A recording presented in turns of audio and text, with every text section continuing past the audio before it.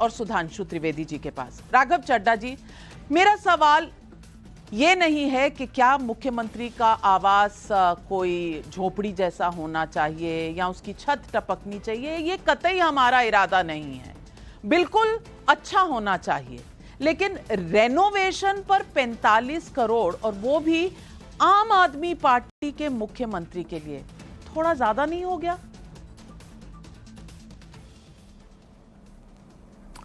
देखिए, ज़्यादा है कि बहुत ज़्यादा है कि बहुत कम है कि साधारण है, इसकी चर्चा नमिका जी परिपेक्ष में होगी।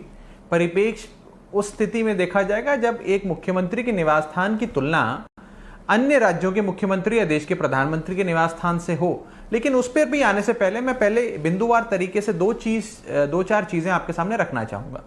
पहली चीज़ तो यह है कि जिस घर में आप भी कई बार इंटरव्यू लेने माननीय मुख्यमंत्री जी के निवास स्थान पर आई हैं, आपका भी इंटरव्यू व्यक्तिगत तौर पे मुख्यमंत्री जी ने साथ बैठकर दिया है, उस निवास स्थान को 1942 में बनाया गया था। 80 साल हो गए लगभग, पुराना हो गया था। पीडब्ल्यूडी ने कहा कि इसकी छत 4 बार गिर चुकी है, आपके माता पिता के कमरे की छत 4 बार गिर चुकी है, वो बाल बाल बचे हैं, इस घर को तोड़ के बनाना पड़ेगा। दिल्ली सरकार ने अपने ही मुख्यमंत्री निवास स्थान को तोड़ के फिर से बनाया कि मुख्यमंत्री का निवास स्थान है, दिल्ली सरकार की प्रॉपर्टी है, कोई अरविंद केजरीवाल की निजी प्रॉपर्टी नहीं है नविका जी, ना अरविंद केजरीवाल ने अपने नाम पे इसकी रजिस्ट्री कराई है।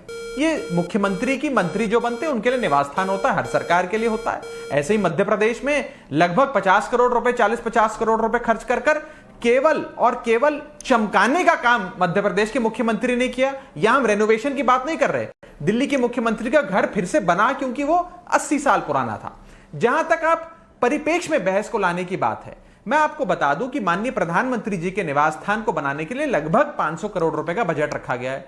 बजट का जो एस्टिमेट होता है उससे लगभग 2 गुना 3 गुना पैसा खर्च होता है। सभी ये एस्टिमेट लगा रहे हैं कि 1000 करोड़ से 1500 करोड़ रुपए कम से कम प्रधानमंत्री के नए निवास स्थान को बनाने में लगेंगे। अगर प्रधानमंत्री के निवास स्थान के लिए 1500 करोड़ रुपए खर्च हो सकते हैं, तो एक किसी भी राज्य के मुख्यमंत्री के लिए कम से कम उसकी 15वां हिस्सा, 20वां हिस्सा, 25वां हिस्सा तो खर्च हो सकता है। और इसे भी छोड़ दीजिए, अगर आज सिर्फ खर्च की बात हो रही है, यह घर दिल्ली की जनता का है, दिल्ली की जनता इस घर में आकर मुख्यमंत्री से मिलती है। लेकिन अगर आपको नहीं पसंद और अगर खर्चे की बात करनी है, तो माननीय प्रधानमंत्री जी के एक आईआईटी के इवेंट पे कर्नाटका में इसी महीने 10 करोड़ रुपए खर्चे करेगा 1 घंटे के इवेंट के लिए। इसके बारे में भी सुधांशु जी जवाब दें। प्रधानमंत्री जी के लिए नया जहाज 8400 करोड़ रुपए का खर्च करके खरीदा गया, इस पर भी सुधांशु जी जवाब दें। और जहां तक घरों की बात हो रही है, उपराज्यपाल, दिल्ली के उपराज्यपाल जो मुख्यमंत्री जी के निवास स्थान से मात्र 500-600 मीटर दूर रहते हैं, जो 6 एकड़ के बहुत बड़े आलीशान महल में रहते हैं, उनके महल की केवल चूना रगड़ाई, बनाने का नहीं, सजाने के काम पे 15 करोड़ रुपए इन नए वाले उपराज्यपाल ने खर्च कर दिए। उन नए वाले उपराज्यपाल के बिल भी मुझे लगता है आपके पत्रकारों ने जरूर लिए होंगे। अगर मुख्यमंत्री जी के बिल लेकर आ गए वो पीडब्ल्यूडी विभाग से, तो जाहिर सी बात है कि एलजी के बिल भी लेकर आए होंगे और लेकर आने भी चाहिए, उस पर भी चर्चा होनी चाहिए।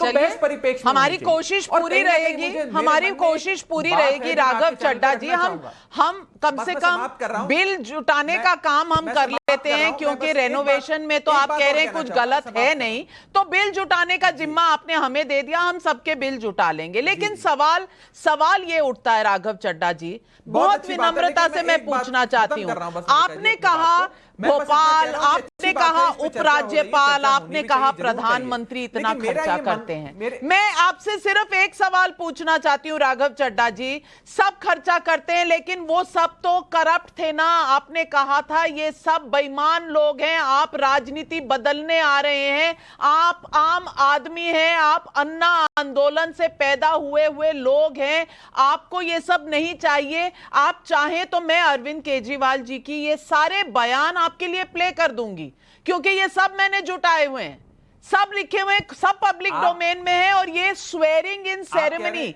जब आप शपथ ले रहे थे तब आपने ये वहां पर डायस से, स्टेज से कहा था। सवाल इसीलिए पूछ रही हूं, और कोई नेता होता तो ये सवाल बिल्कुल जायज ही नहीं था, क्योंकि सब नेता कैसे होते हैं पब्लिक सब जानती है। लेकिन आपने कहा था ये सारे चोर हैं, हम अलग हैं। मैं इसलिए सिर्फ आपसे सवाल पूछ रही हूं राघव चड्ढा जी, आज आप उन चोरों की बातें बता रहे हैं जिन चोरों की दुहाई आप देते थे कि इनको हटाकर नई राजनीति लानी है। इसका जवाब आप पब्लिक को दें, मुझे ना दें, पब्लिक को दें। मैं जवाब मैं दे रहा हूं, मैं दे देता हूं। नविका जी, आपने बहुत अच्छा सवाल पूछा, मैं जवाब दे देता हूं। देखिए, आपने इतना बड़ा खुलासा किया, आज आपका चैनल दिखा रहा है, इसको ट्विटर पे ट्रेंड भी करा रहा है। मैं भी आपके चैनल पे खुलासा करना चाहता हूं। ये कागज मैं भी आपको व्हाट्सएप के माध्यम से भेज भी दूंगा नविका जी। ये central public works department CPWD का एक दस्तावेज है, वर्क ऑर्डर, जिस वर्क ऑर्डर में नेम ऑफ वर्क लिखा गया है augmentation of space at 7 racecourse road. 7 racecourse road माननीय प्रधानमंत्री जी का निजी निवास स्थान है, ऑफिशियल निवास स्थान है। उस काम के लिए लगभग 27 करोड़ का एस्टिमेट बना और 90 करोड़ रुपए का काम सौंपा गया। यह मैं आपको अभी भेज भी दूंगा। यानी कि प्रधानमंत्री जी के निवास स्थान पे एक छोटे से इलाके की साफ सफाई रेनोवेशन का काम 90 करोड़ रुपए में किया गया। तो बहस तो परिप्रेक्ष्य में होनी चाहिए। मैं भी दस्तावेज लाया हूं। अगर CPWD यानी कि पब्लिक वर्क्स डिपार्टमेंट एक सरकार का अपने मंत्री के लिए मकान बनाता है या दूसरी सरकार राघव चड्ढा जी, बिल तो आप भी जुटा रहे हैं, बिल तो आप भी जुटा रहे हैं, बिल हम जुटा रहे हैं, आपके आप जुटा रहे हैं प्रधानमंत्री के। आप पहले कहा करते थे वो गलत, हम सही आप कह रहे हैं। हम गलत तो क्या हुआ, वो भी गलत। सुधांशु त्रिवेदी, क्या ये राजनीति अब इस लेवल पर आ चुकी है? आप जवाब दीजिए। जितने भी तर्क दिए हैं राघव चड्ढा जी ने, उसका जवाब दीजिए। और राघव चड्ढा जी, अब आप जवाब सुनिए, मैं फिर से आपके पास आऊंगी। सुधांशु जी। नाविका जी, देखिए, भारत की राजनीति में इस समय 2 पार्टियों की बहुत चर्चा है। एक है भारत की सबसे पुरानी पार्टी, जो पुरानी के साथ साथ पुरानी धुरानी और इतनी पुरानी होती जा रही है जिसे हम लोग घर में कहते हैं फटी पुरानी चीज, जिसको घर से बाहर छोड़ देना चाहिए। दूसरी तरफ एक नई पार्टी है जो भारत की राजनीति की सबसे नई नवेली और अजब अलबेली पार्टी है, जो अब एक के बाद एक उठते हुए सवालों के चलते हुए जनता की नजर में एक अबूझ पहेली बनती जा रही है। यह वो पार्टी है जिसने अपनी स्थापना के चंद हफ्तों के अंदर राज करने का मौका पाया था कांग्रेस के सपोर्ट से। इतनी जल्दी गवर्नमेंट में आने का मौका किसी को नहीं मिला। और नाविका जी, एक कहावत होती है कि जिसको जब राज मिलता है, राज योग आता है, तो अक्सर राज रोग भी आ जाता है। परंतु यह राज रोग इतना संक्रामक हो जाएगा इतनी जल्दी इस पार्टी के लिए, यह अपने आप में आश्चर्यजनक है। अब ये उस श्रेणी में आ गए जैसे मायावती जी का मकान की चर्चाएं होती थी, दक्षिण भारत के नेताओं के मकान की चर्चाएं होती थी। याद करिए, बिहार में एक आलीशान बंगला था जिसके ऊपर जब छापा पड़ा तो कोई क्लेमेंट ही नहीं निकला उसका, जिसके बारे में ऐसी अवधारणा थी कि वो लालू प्रसाद यादव जी के परिवार का रहा होगा, क्योंकि उसका कोई ओनर निकला ही नहीं। उस लीग में आकर अब आम आदमी पार्टी वाले लोग खड़े हो गए हैं। तो इसे मैं पहले एक पंक्ति में कहूंगा, जो आपने इनसे कहा इसमें कुछ गलत बात नहीं है। एक मतलब एक बड़ा मजेदार शेर है कि खुदा जब हुस्न देता है नजाकत आ ही जाती है, कदम गिन गिन के रखो पर कमर बल खा ही जाती है। वो इनके साथ हो रहा है। और मजे की बात आप देखिए, यह क्या कह रहे हैं? ये कह रहे हैं कि साहब, हम ये वो पार्टी है जिसने कहा था 2 कमरों वाले फ्लैट से काम चलाएंगे, और अब कह रहे हैं 80 साल पुराना था। इसका अर्थ यह हुआ कि जब शीला दीक्षित जी इस घर से काम चला रही थी तो या तो ये बचकानी बात कर रहे थे, चूंकि इनको एहसास नहीं था कि मुख्यमंत्री आवास की उपयोगिता क्या है, या ये बहुत सयानी बात कर रहे थे जनता को भरमाने के लिए। अब प्रदेश की जनता को बहुत अच्छी तरह समझ में आ गया। और हकीकत ये होती है कि ये तो बहुत ही मजेदार, इन्होंने तो अपने गुरु अन्ना जी को समझा दिया था। याद करिए, वो वैगन आर गायब हो गई, याद करिए वो टोपी गायब हो गई, मुझे चाहिए जन लोकपाल, याद करिए मफलर भी गायब हो गया, और याद करिए जो कहते थे कि हम सरकारी गाड़ी नहीं लेंगे, राघव जी से पूछिए, इनके मुख्यमंत्री 3 दर्जन गाड़ियों के लश्कर जर्रार में चलते हैं। 3 दर्जन गाड़ियों के, जो बादल साहब और कैप्टन साहब दोनों से ज्यादा है। मैं ये नहीं कह रहा हूं, सुरक्षा की जरूरत होती है, बिल्कुल होना चाहिए।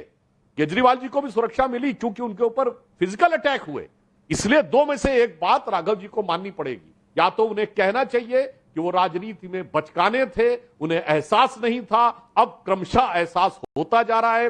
या फिर उन्हें कहना चाहिए वो इतने सयाने थे कि जनता की आंखों में धूल झोंका, जनता की आंखों में ईमानदारी का एक छलावा दिखाया और उसके बाद अपना असली रूप दिखाया। और एक बिंदु पे और उत्तर दे दूं जो जरूर उन्होंने कहा, सुनिए मान्यवर, एक ऐसा राज्य जो पूर्ण राज्य भी नहीं है, उसके मुख्यमंत्री आवास की आप तुलना प्रधानमंत्री आवास से कर रहे हैं। प्रधानमंत्री आवास में एक बहुत बड़ा फैक्टर सिक्योरिटी होता है, प्रधानमंत्री को एसपीजी कवर होता है।